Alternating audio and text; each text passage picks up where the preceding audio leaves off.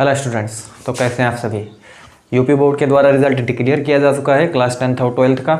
जो बच्चे इसमें पास आउट हुए हैं उन बच्चों को मैनी कॉन्ग्रेचुलेशंस, और जो बच्चे पास आउट नहीं हुए हैं यानी कि इस एग्ज़ाम को क्लियर नहीं कर पाए हैं तो वो नेक्स्ट ईयर जो है अपना पेपर क्लियर कर सकते हैं, यानी कि प्रिपरेशन कर करके। उनको निराश होने की ज़रूरत नहीं है क्योंकि असफलता मानव के जीवन में आती रहती है, तो इससे आपको निराश नहीं होना है।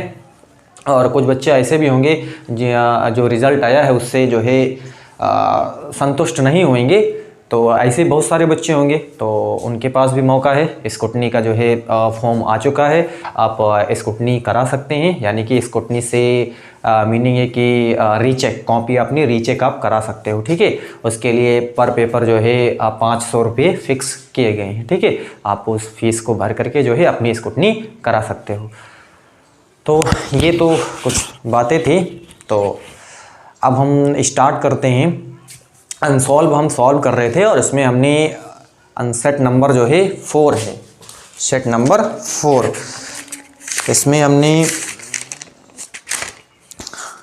मल्टीपल चॉइस क्वेश्चन हम स्टार्ट किए हुए थे। क्वेश्चन नंबर हम 5 तक कंप्लीट भी किए हुए हैं। आज हम जो है नेक्स्ट क्वेश्चन लेते हैं, उस पर हम बात करते हैं। ठीक है, क्वेश्चन नंबर 6 है। ये अनसॉल्व जो है वो क्लास 10th के लिए है।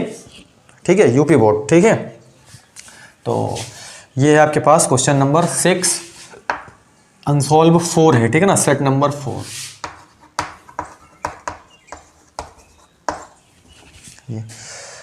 तो इसमें कहता है एक घड़ी की मिनट की सुई। मैं यहाँ पे क्वेश्चन को क्या करता हूँ, लिखता हूँ, उसके बाद मैं इसको क्या करता हूँ, इसको सॉल्व करता हूँ यहाँ पे। ठीक है, तो एक घड़ी की मिनट की सुई, एक घड़ी की मिनट की सुई r सेंटीमीटर लंबी है, r सेंटीमीटर लंबी है। एक मिनट में मिनट की सुई, एक मिनट में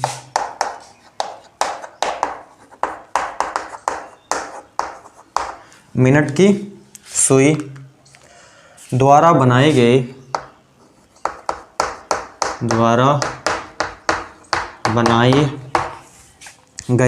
त्रिज्य खंड का क्षेत्रफल होगा। त्रिज्य खंड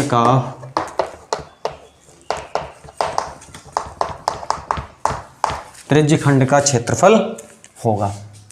क्वेश्चन को मैं एक बार फिर से रिपीट करता हूं, क्वेश्चन को आप सुनिए। क्वेश्चन में हमसे बोला हुआ है एक घड़ी की मिनट की सुई r सेंटीमीटर लंबी है।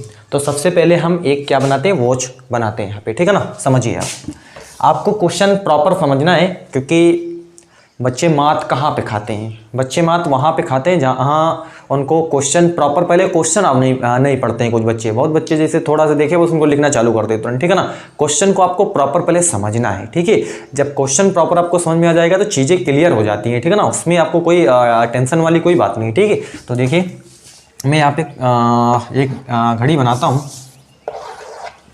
ठीक है,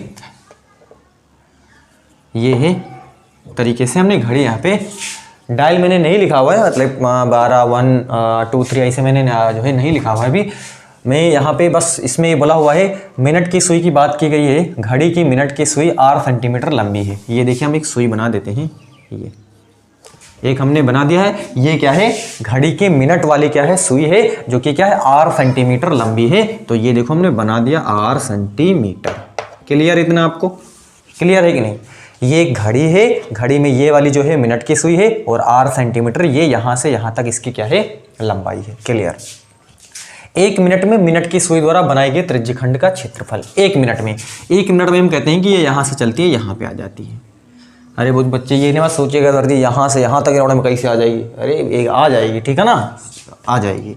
एक मिनट में कहते हैं कि मान लेते हैं कि यहाँ से यहाँ तक एक मिनट में क्या है, वो आ जाती है। ठीक है ना, अरे थोड़ा बड़ा चित्र बना दे ताकि आपको समझ में आ जाएगा एक मिनट में यहाँ से यहाँ तक आई हुई है। ठीक है ना, तो एक मिनट में हमने कहा यहाँ से यहाँ तक आ जाती है। ठीक है, तो इसके द्वारा जो है त्रिज्य खंड, तो इसके द्वारा जो त्रिज्य खंड बना हुआ है वो देखो ये वाला त्रिज्य खंड है। ठीक है ना, क्लियर हो रहा है आपको। यही तो त्रिज्य खंड है। ये एक तरीके से क्या बना हुआ है, त्रिज्य खंड का शेप है ये क्या है, त्रिज्य खंड है। इसी का आपको क्या बताना है, एरिया मालूम करना है, ठीक है ना। तो सभी बच्चे हमको बताएं कि जो घड़ी में मिनट वाली सुई होती है वो अपना एक चक्कर लगाने में जो है कितना समय लेती है, एक चक्कर लगाने में अपना कितना समय लेती है जो मिनट वाली सुई है। एक चक्कर जो है यानी कि जहाँ से चलती है वहीं पे लौट आए उसको हम एक चक्कर बोलते हैं, ठीक ना। तो एक मिनट वाली सुई एक चक्कर लगाने में कितना समय लेती है, यानी कि मिनट वाली जो सुई होती है वो अपना एक चक्कर कितने मिनट में लगाती है, 60 मिनट में लगाती है, ठीक है ना। मतलब 60 मिनट में ये जहाँ से चली थी वहीं पे क्या हो जाएगी, वापस आ जाएगी। क्लियर हो रहा है कि नहीं हो रहा है आपको, क्या कहा हमने, जो मिनट वाली सुई है वो अपना एक चक्कर कितने मिनट में लगाती है, 60 मिनट में अपना एक चक्कर क्या कर लेती है, पूरा कर लेती है, ठीक है ना। तो देखिए क्या हो जाएगा, यानी कि 60 मिनट क्या है, 60 मिनट। एक चक्कर का मतलब क्या, एक चक्कर का मतलब पूरा घूम लिया, मतलब 360 घूम लेता है। क्लियर हो रहा है कि नहीं, एक चक्कर का मतलब क्या है, एक चक्कर जहां से चला पूरा 360 घूम लेना, जहां से चला वहीं पे वापस मतलब 360 पूरा घूम गया, ठीक है ना। तो 60 मिनट में जो मिनट वाली सुई है वो कितने डिग्री का कोण बना लेती है, 360 डिग्री का, ठीक है ना, एक मिनट में, क्योंकि हमसे बात की गया है क्या है, एक मिनट में, ठीक है ना। तो एक मिनट में 360 बटे कितना हो जाएगा, 60, ये यहाँ से कटी जाएगा 0 से 0, तो एक मिनट बराबर हो जाएगा 6 × 6, 6 × 6 = 36, ठीक है ना। तो ये एक मिनट में जो कोण बनेगा वो कितने डिग्री का कोण बनेगा, 6 डिग्री का कोण बनेगा। अभी हमको क्या मालूम चला, अभी हमको ये मालूम चला कि जो मिनट वाली सुई है ना, जो मिनट वाली सुई है वो एक मिनट में 6 डिग्री का कोण बनाती है। सबसे पहले हमको यानी कि एक मिनट में 6 डिग्री, मतलब ये जो कोण होगा यहाँ से यहाँ तक मिनट वाली सुई आई है, तो ये जो कोण होगा वो 6 डिग्री का होगा, मतलब 6 डिग्री का कोण क्या करती है, एक मिनट में मिनट वाली सुई क्या कर लेती है, बना लेती है। क्लियर है आपको, इतना क्लियर है आपको, ठीक है ना, समझ में आ रहा है आपको इतना, ठीक है ना। अब देखिए, अब आपको क्या करना है, त्रिज्य खंड का क्षेत्रफल। तो त्रिज्य खंड का क्षेत्रफल यानी कि मिनट की सुई द्वारा बनाए गए त्रिज्य खंड का क्षेत्रफल एक मिनट में, ठीक है ना, मिनट की सुई द्वारा बनाए गए त्रिज्य खंड का क्षेत्रफल, ऐसे हम लिख देते हैं पूरा, ठीक है ना। एक मिनट में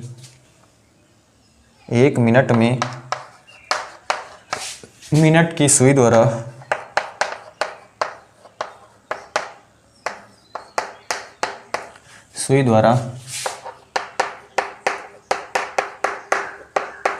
बनाए गए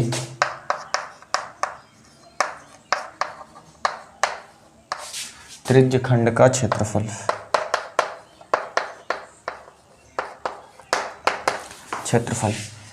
क्षेत्रफल जो होता है वो थीटा, आपको त्रिज्य खंड का क्षेत्रफल मालूम है, थीटा बटे 360 डिग्री गुणे पाई r²। r जो है यहाँ पे जो मिनट वाली सुई है उसकी क्या है, लंबाई है, ठीक है। थीटा मिनट में हमने देखा एक मिनट में कितने डिग्री का कोण बनता है, 6 डिग्री का, ठीक है ना, 6 डिग्री बटे 360 डिग्री, ठीक है, गुणे पाई r²। इतना आपको क्लियर है। अभी देखो 6 × 1 = 6, 6 × 6 = 36, ठीक है ना, और एक 0 था, 0 हमने लिख दिया यहाँ पे, ठीक है, बराबर कितना बचा, यहाँ से बचा 1/60 डिग्री और ये बचा पाई r², मतलब पाई r² बटा 60 डिग्री। तो ये यानी कि एक मिनट में मिनट वाली सुई द्वारा, ठीक है ना, एक मिनट में मिनट वाली सुई द्वारा बनाए गए त्रिज्यखंड का जो क्षेत्रफल है वो पाई r² बटे कितना है, 60 डिग्री है। क्लियर आपको, इसमें नो डाउट, बहुत ही मैंने आराम से, ठीक है ना, आपको इसको क्लियर किया है। उम्मीद करते हैं ये आपको क्वेश्चन क्लियर हो गया होगा, ठीक है ना।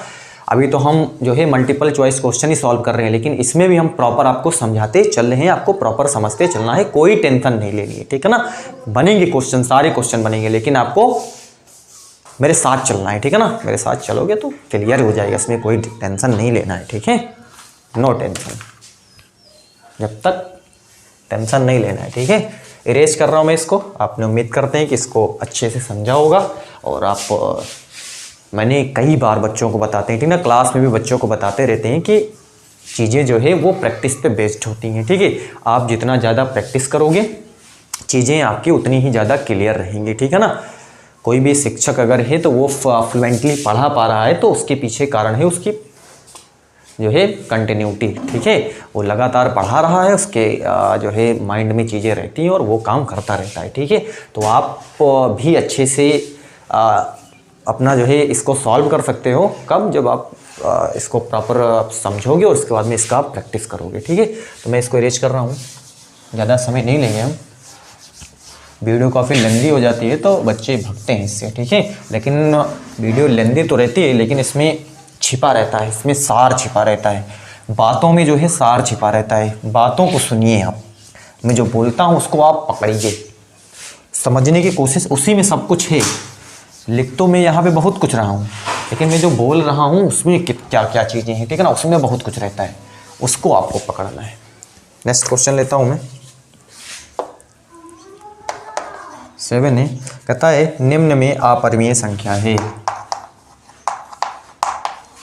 निम्न में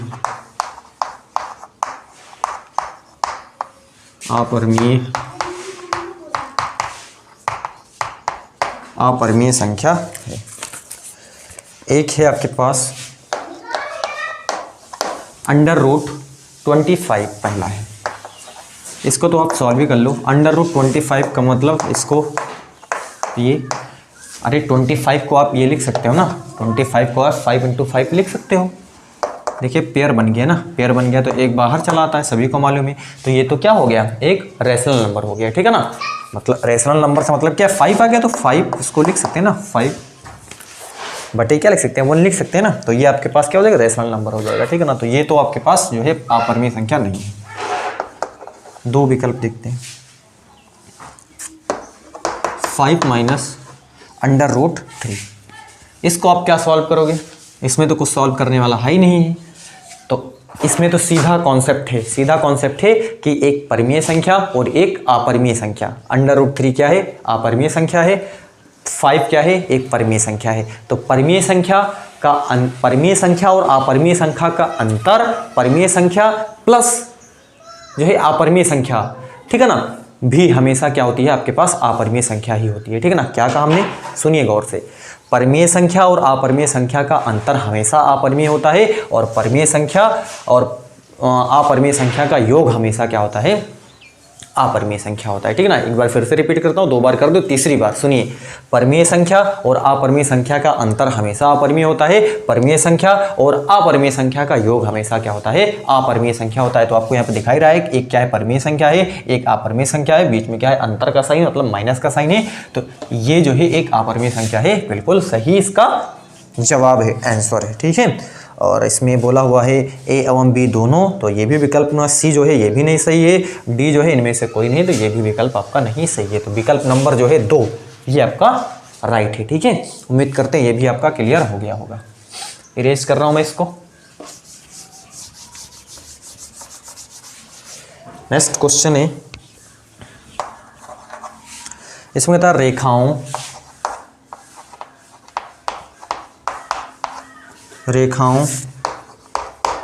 a1x plus b1y plus c1 बराबर 0 तथा a2x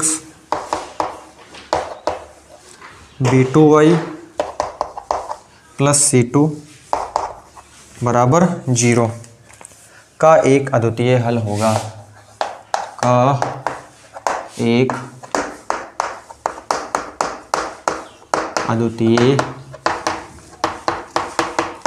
अद्वितीय हल होगा यदि, ठीक है। देखिए इसका भी सीधे कॉन्सेप्ट है, ठीक है। कॉन्सेप्ट ये है कि आपके पास एक रेखा का समीकरण ये है और एक रेखा का समीकरण ये है, 2 रेखा के समीकरण दिए हुए हैं, ठीक है। अद्वितीय हल होगा, मतलब एक यूनिक हल होगा। यूनिक हल कब होगा? यूनिक हल तब होता है जब A1 अपान जो है A1 upon A2 does not equal B1 अपान क्या हो? B2 हो, ठीक है ना। यानी कि A1 upon A2 does not equal B1 upon B2 हो, तो वहाँ पे जो है अद्वितीय हल की स्थिति होती है, ठीक है। अब A1 अपान A2 बराबर B1 अपान B2 बराबर C1 अपान C2, वो आपकी क्या होती है? वहाँ पे संपाती होती है, रेखाएं जो होती हैं वो क्या होती है? संपाती होती हैं, यानी कि उसके जो है अपरिमित रूप से अनेक हल होते हैं, ठीक है। कब? जब A1 अपान A2 बराबर B1 अपान B2 बराबर C1 अपान C2 हो, तो वो क्या हो? रेखाएं संपाती होती हैं और वहाँ पर जो है अपरिमित रूप से अनेक हल होते हैं, ठीक है। और एक कंडीशन क्या है? एक कंडीशन ये है कि A1 अपान A2 बराबर B1 upon B2 but does not equal C1 upon C2, ये कंडीशन जो है ये समांतर की है और यहाँ पर जो है कोई हल नहीं मिलेगा आपको, ठीक है। तो तीनों में स्थिति लिख देता हूं, आपको इसको याद ही रखना है आपको, ठीक है ना। पहली स्थिति क्या है? A1 upon A2 does not equal B1 upon B2, ये स्थिति आती है अद्वितीय हल की, यानी कि आपको एक यूनिक हल मिलेगा। अगर आपको कोई रेखा का समीकरण दिया हुआ हो और उसको आपको चेक करना हो कि इसका अद्वितीय हल है, इसके अपरिमित रूप से अनेक हल हैं या फिर इसके कोई हल नहीं है, तो आपको ये यहाँ पे इसको मालूम, डायरेक्टली आपको मालूम होना चाहिए, ठीक है। अद्वितीय, ये अद्वितीय हल के लिए कंडीशन है, ठीक है। अगला है A1 अपान A2 बराबर B1 अपान B2 बराबर C1 अपान C2, ये कंडीशन है आपके पास संपाती। संपाती मतलब कहने का मतलब क्या है? यहाँ पे अपरिमित रूप से अनेक हल।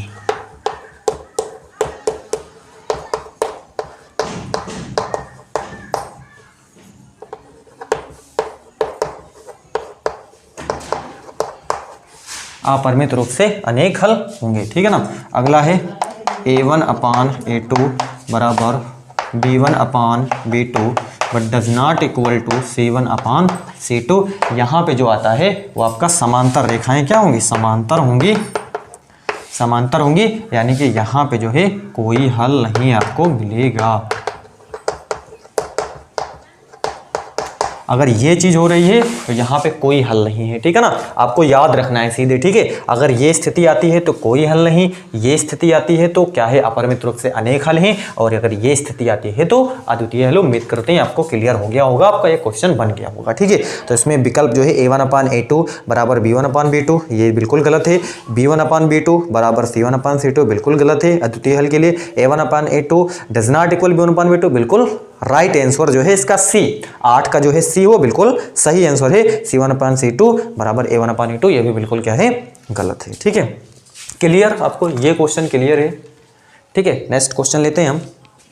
अब थोड़ी स्पीड हम क्या करते हैं, बनाते हैं, ज़्यादा क्वेश्चन इसमें।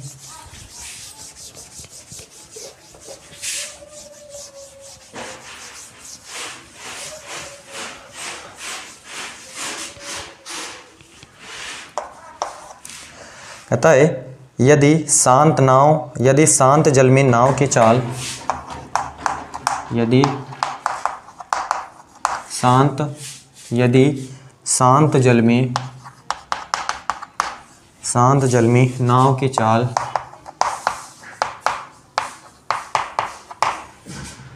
नाव की चाल 8 किलोमीटर पर आवर है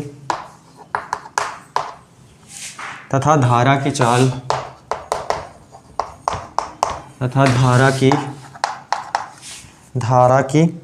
3 किलोमीटर पर आवर है। धारा की चाल 3 किलोमीटर पर आवर है, तब धारा के विपरीत नाव की चाल है। तब धारा के विपरीत नाव की चाल है।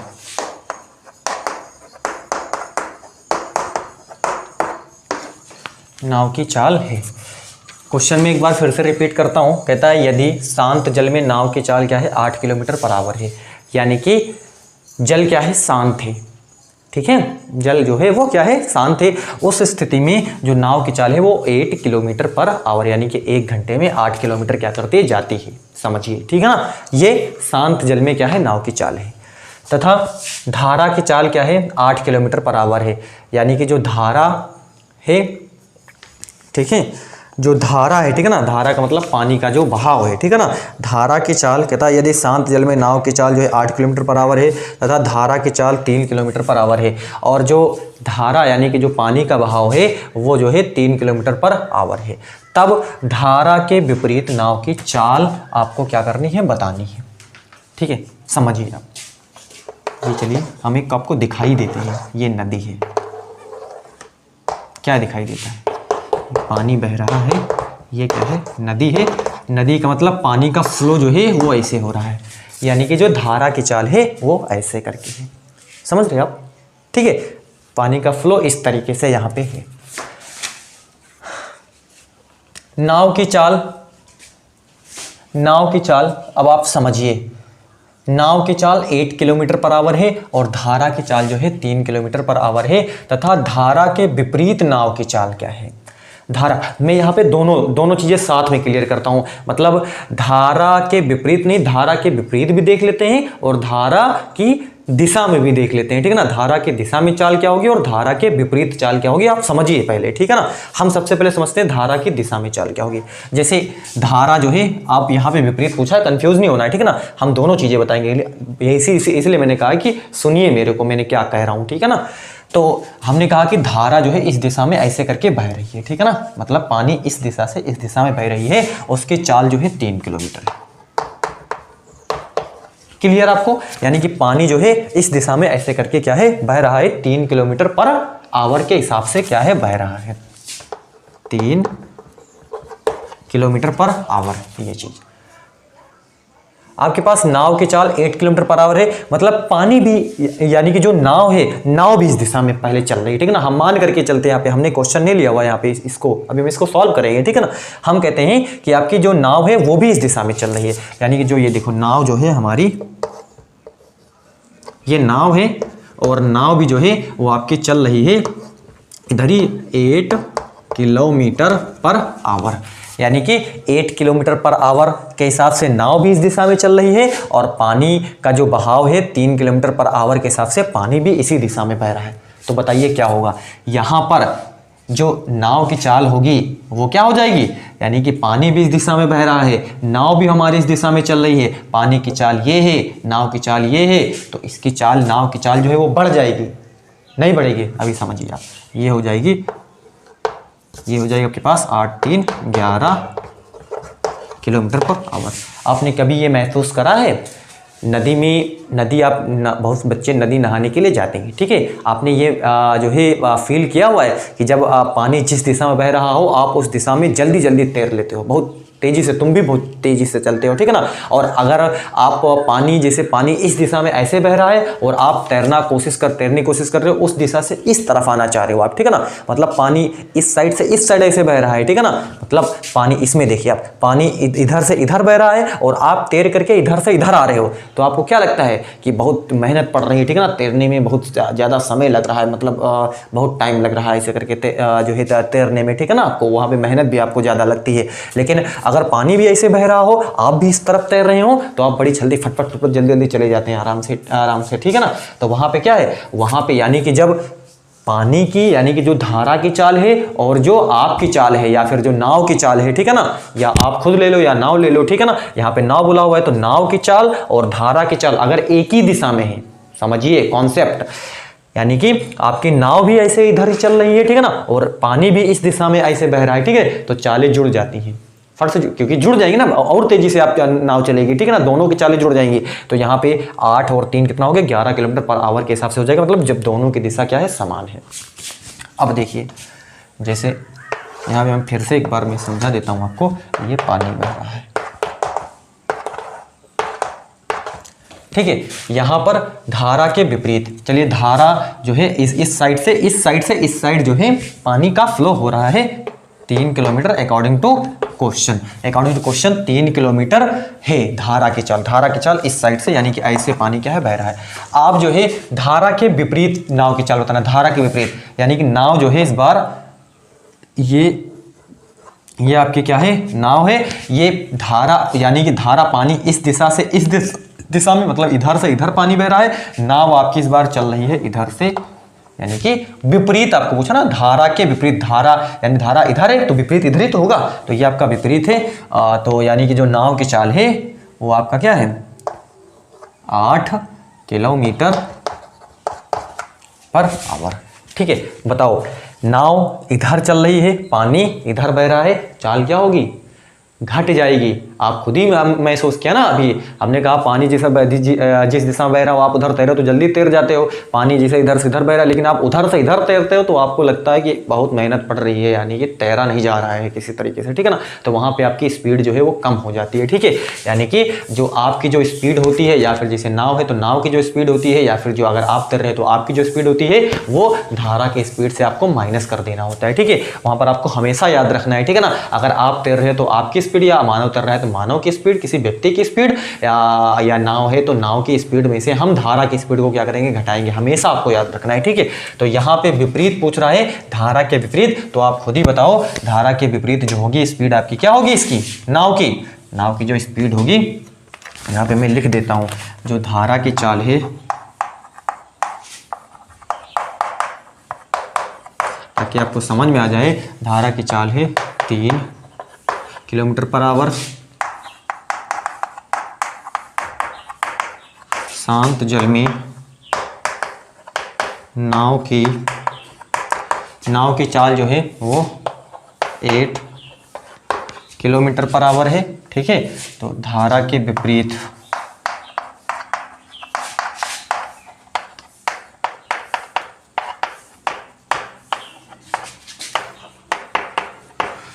नाव की चाल बराबर 8 - 3 किलोमीटर पर आवर बराबर हो जाएगा 5 किलोमीटर पर आवर, ये हो जाएगा, ठीक है ना। यानी कि जो धारा के विपरीत जो नाव की चाल होगी वो आपके पास 5 किलोमीटर पर आवर होगी। क्लियर हो गया होगा आपको, ठीक है ना। उम्मीद करते हैं, मैंने इसमें बहुत डीप डिस्कशन कर दिया इस पर, तो उम्मीद करते हैं आपको ये क्लियर ही होगा, ठीक है ना। आगे भी क्वेश्चन मिलेंगे तो आप इसको हवा में इसको उड़ा सकते हो, ठीक है।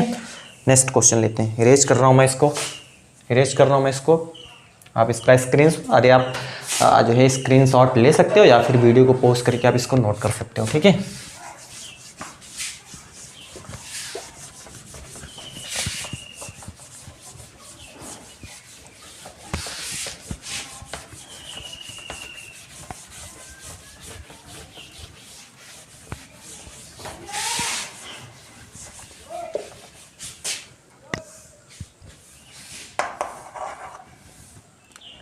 अगला क्वेश्चन है, कहता है त्रिभुज ABC और त्रिभुज BDE, दो समबाहु त्रिभुज इस प्रकार हैं। दो समबाहु त्रिभुज इस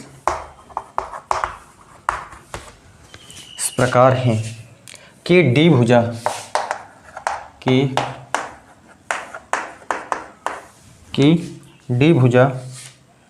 BC का मध्य बिंदु है, BC का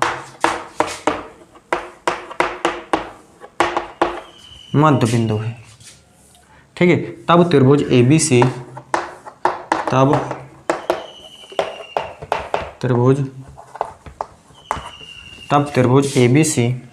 तथा BCE के क्षेत्रफलों का अनुपात है,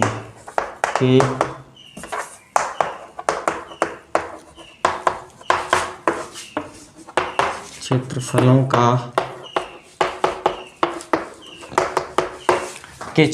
का अनुपात है, ठीक है। समझिए क्वेश्चन में कहा हुआ है त्रिभुज ABC और त्रिभुज BDE दो समबाहु त्रिभुज इस प्रकार हैं कि D भुजा BC का मध्य बिंदु है।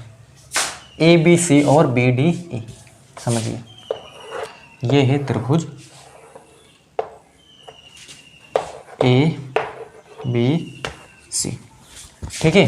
BDE, समझिए BDE है ना, त्रिभुज BDE दो समबाहु त्रिभुज इस प्रकार है।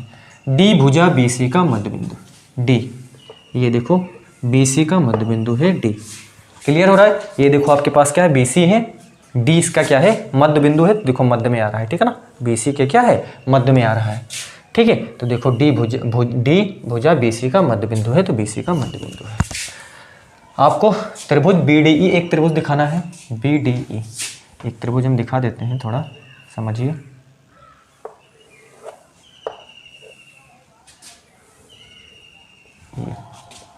समबाहु है, तो समबाहु को आपको मालूम होता है, समबाहु है मतलब सभी भुजाएं क्या होती हैं, समान होती हैं, और सभी भुजाएं समान है तो कहने मतलब सभी कोण भी क्या होते हैं, समान होते हैं। तो सभी कोण क्या है, मतलब 3 ही कोण त्रिभुज में होते हैं, तो तीनों कोण सभी कोण समान होंगे, तो मतलब कितने कितने के होंगे, 60-60 के होंगे। और आपको याद भी रखना है कि समबाहु त्रिभुज के जो सारे कोण होते हैं, सारे एंगल जो होते हैं वो 60 डिग्री के होते हैं, ठीक है। तो ये भी 60, ये भी 60 और ये भी 60, ठीक है ना। ये भी समबाहु है तो ये भी 60, ये भी 60 और ये भी 60 समबाहु त्रिभुज है ना। बी क्या बोला है, BDE, तो ये इसको E बता देते हैं, ठीक है ना। देखो BDE हो गया और ABC हो गया, क्लियर। और समबाहु है तो हमने समबाहु यहाँ पे बना के दिखा दिया। D जो है BC का मध्य बिंदु है, तो ये भी हमने यहाँ पे दिखा दिया। अब आपको क्या बताना है, ABC, यहाँ पे ABC और BDE दो समबाहु त्रिभुज इस प्रकार हैं कि त्रिभुज ABC तथा त्रिभुज BDE के क्षेत्रफलों का अनुपात BDE ही होगा, ठीक है ना। ये यानी कि इसका क्षेत्रफल और इसका क्षेत्रफल का आपको क्या पूछा है, बाय मिस्टेक आपको लिख गया है इसमें, यानी कि इसमें भी लिख गया है, ठीक है ना, इसलिए मैंने लिख दिया है। ये यहाँ पे क्या होना चाहिए, D, आप इसको क्या कर सकते हो, बना सकते हो, ठीक है ना, BDE, ठीक है। तो BED के क्षेत्रफलों का अनुपात आपको बताना है, ठीक है। तो समझिए आप क्या करें, यहाँ पे आप देखिए कि सबसे पहले हम ये दो त्रिभुज दिए हमें, एक त्रिभुज ये है, एक त्रिभुज ये है, इन दोनों त्रिभुज को हम दिखा देते हैं सबसे पहले समरूप। क्या दिखाते हैं, सबसे पहले हम इन दोनों त्रिभुजों को समरूप दिखाते हैं। तो समरूप दिखाने के लिए हम क्या करते हैं, हम ये एंगल दिखा देते हैं। चलिए देखिए, एंगल ले लेते हैं हम BAC कोण, इसका हल देखिए, हल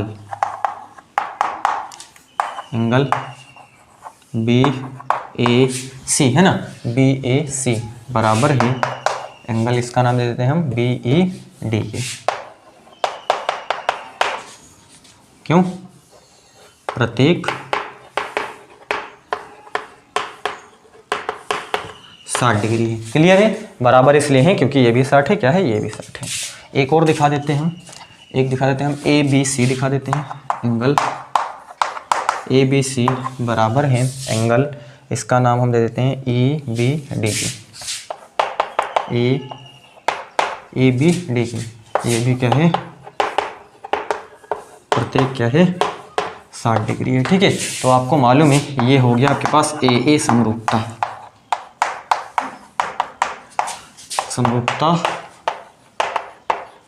AA समरूपता नियम से क्या हो जाएगा, ये दोनों त्रिभुज जो हैं, यानी कि त्रिभुज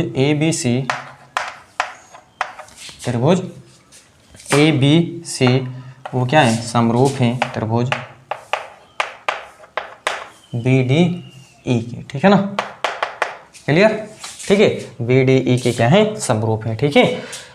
तो आपको मालूम है कि अगर दो त्रिभुज क्या हो, समरूप हो, ठीक है, तो समरूप त्रिभुज जो होते हैं उनके जो क्षेत्रफलों का अनुपात होता है, ठीक है ना, समरूप त्रिभुज के जो क्षेत्रफलों का अनुपात होता है वो उनकी संगत भुजाओं के अनुपात के वर्ग के बराबर होता है।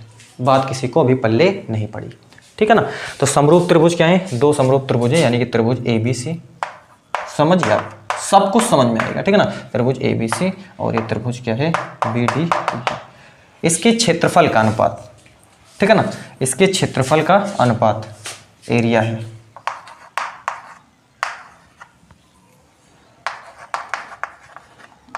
ठीक है। इन दोनों त्रिभुजों का क्या हमने लिखा हुआ है, एरिया लिखा हुआ है, एरिया त्रिभुज ABC और एरिया त्रिभुज BDE के, ठीक है ना। इन दोनों त्रिभुजों का हमने क्या लिखा हुआ है, यहाँ पे एरिया लिखा हुआ है। तो ये जो एरिया है हमने क्या बताया, इनकी संगत भुजा, इनकी संगत भुजा के अनुपात के वर्ग के क्या होता है, बराबर होता है। तो यहाँ पे इसका यानी कि ABC लिया, तो पहले हम एक भुजा ले लेते हैं BC, ठीक है ना। BC के संगत हम इस वाले त्रिभुज में अगर हम लेंगे तो BD लेंगे, ठीक है ना। देखो इस वाले त्रिभुज में हमने BC लिया हुआ है, ठीक है ना, और बड़े वाले ABC में, ठीक है ना, तो इसके संगत कौन सी, इसके संगत यही वाली भुजा है BD है, ठीक है ना। तो इसको हम क्या ले लेते हैं, हमने यहाँ पे BD लिया हुआ है, इसका आपको क्या कर देना है, अनुपात का, उसके बाद में आपको वर्ग कर देना है, ठीक है ना। क्लियर। आपको यहाँ से पहले से एक बात यहाँ से मालूम होना चाहिए, यहाँ पे बोला हुआ D जो है वो BC का मध्य बिंदु है, मतलब BD जो है वो BC का क्या है, आधा है। नहीं समझ में आया, इसमें कोई समझने वाली बात ही नहीं, ठीक है ना। D जो है BC का मध्य बिंदु है, इसका मतलब BD जो है वो BC का आधा है। ये आपको ऑलरेडी पहले से मालूम होना चाहिए कि जो आपके पास BD है, BD जो है वो 1/2 क्या है, BC है, ठीक है ना, 1/2 BC है, यानी कि BC बराबर जो है वो BD का दोगुना है। ऐसे बोलो या ऐसे बोलो, ठीक है ना। BD जो है वो BC का आधा है, या BC जो है वो BD का 2 गुना है, ऐसे आप बोल सकते हो, ठीक है। यानी कि BC के प्लेस पे आप 2BD लिख सकते हो। क्लियर है। तो इसको आप एरिया है ना, एरिया ऑफ क्या है, त्रिभुज ABC बटे एरिया ऑफ त्रिभुज BDE बराबर BC के प्लेस पे लिख देते हैं हम 2BD बटे क्या हो जाएगा, BD। ये यहाँ से कैंसिल आउट ही हो जाएगा, ठीक है ना। तो यहाँ से त्रिभुज ABC बटे एरिया ऑफ त्रिभुज BDE बराबर 2/1, इसका क्या हो जाएगा, होल स्क्वायर हो जाएगा यहाँ पे, ठीक है ना। तो बराबर 2 दूनी कितना हो जाएगा, 4 और बटे 1 हो जाएगा, बराबर 4 अनुपात कितना हो जाएगा, 1 हो जाएगा, ठीक है ना। तो इसका सही आंसर जो है वो कितना है, 4 रेशियो क्या है, 1 है, 4 रेशियो 1 का आपके पास क्या है, 4 रेशियो और 4 रेशियो 1 का आपका आंसर हो जाएगा, ठीक है ना। तो इसमें विकल्प दिया हुआ है, विकल्प नंबर जो है आपका 3, यानी ये पहला जो है 2:1 है, फिर 1:2 है, फिर 4 कितना है, यानी कि 4:1 है। तो 4:1 जो होगा उसका सही आंसर हो जाएगा, ठीक है ना। चलिए उम्मीद करते हैं ये क्वेश्चन भी आपका क्लियर हो गया होगा, ठीक है ना, इसमें किसी प्रकार का कोई डाउट नहीं होगा। चलिए नेक्स्ट क्वेश्चन लेते हैं, मैं इसको इरेज कर रहा हूँ, आप इसका स्क्रीनशॉट ले सकते हो।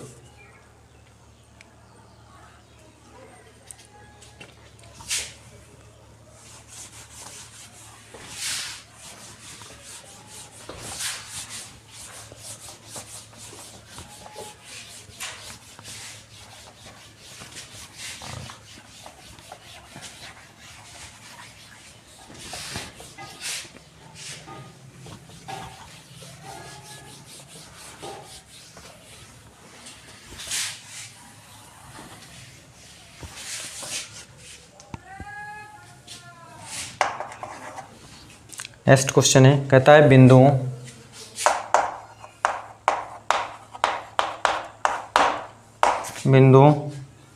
P x1, x2 और क्यों x2, y2 को जोड़ने वाले रेखाखंड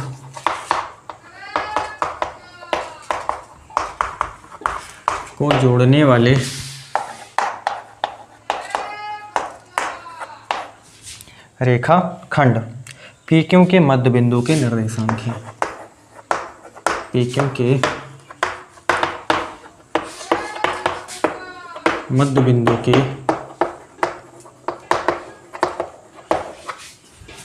निर्देशांक हैं। देखो ये क्या है, P है, इसके निर्देशांक है x1, x2, ठीक है ना।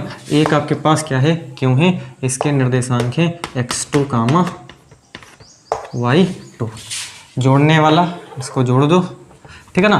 जोड़ने वाले रेखाखंड PQ, रेखाखंड क्या है आपके पास, PQ के मध्य बिंदु यानी कि इसके निर्देशांक। तो मध्य बिंदु के लिए निर्देशांक आपको मालूम है, क्या करना होता है, इसका पहला एलिमेंट इसका पहले एलिमेंट जोड़ करके 2 से डिवाइड करना होता है, ठीक है।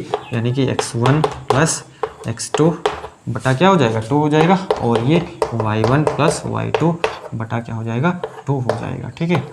यही इसका क्या होता है, मध्य बिंदु का। इसको अगर O मान लोगे तो ये इसके क्या हो जाएंगे, निर्देशांक हो जाएंगे, यानी कि x1 + x2 divided by 2, y1 + y2 divided by 2। Clear. तो ये तो आप ऐसे बना सकते हो। इजी क्वेश्चन है, ठीक है। चलिए नेक्स्ट क्वेश्चन है क्वेश्चन नंबर 12। इसमें कहता है किसी बेलन का आयतन होता है,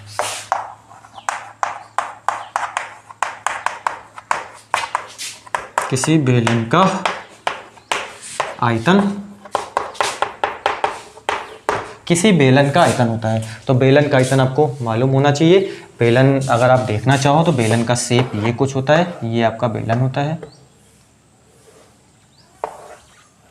इस तरीके से कुछ बेलन दिखता है, ये बेलन की हाइट होती है,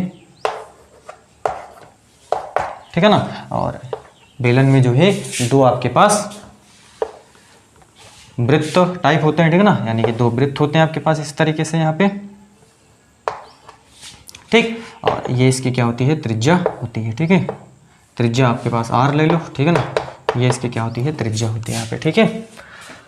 तो इसका आयतन क्या होता है, तो इसका आयतन आपके पास होता है बेलन का आयतन।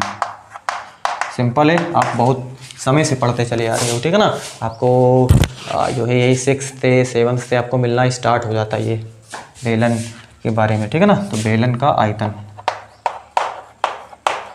बेलन का आयतन सभी को मालूम है क्या होता है, पाई r स्क्वायर h।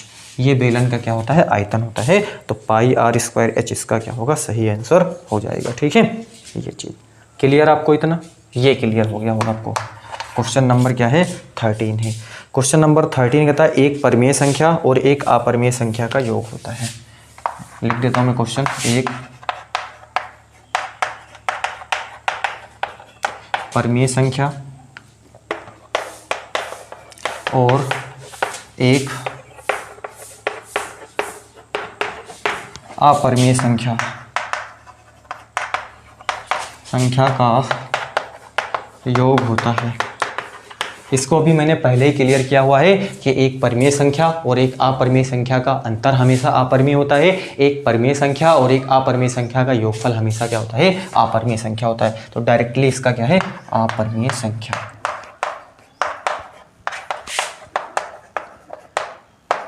क्लियर। तो उम्मीद करते हैं आपको आज हमने जो भी पढ़ा आपको बिल्कुल समझ में आया होगा। तो आज का सेशन बस यहीं तक रखते हैं। क्वेश्चन नंबर हमने 13 तक कंप्लीट किया हुआ है। क्वेश्चन नंबर 14 से हम नेक्स्ट सेशन लेकर के आएंगे। तब तक आपको इसकी प्रैक्टिस करनी है। Thank you.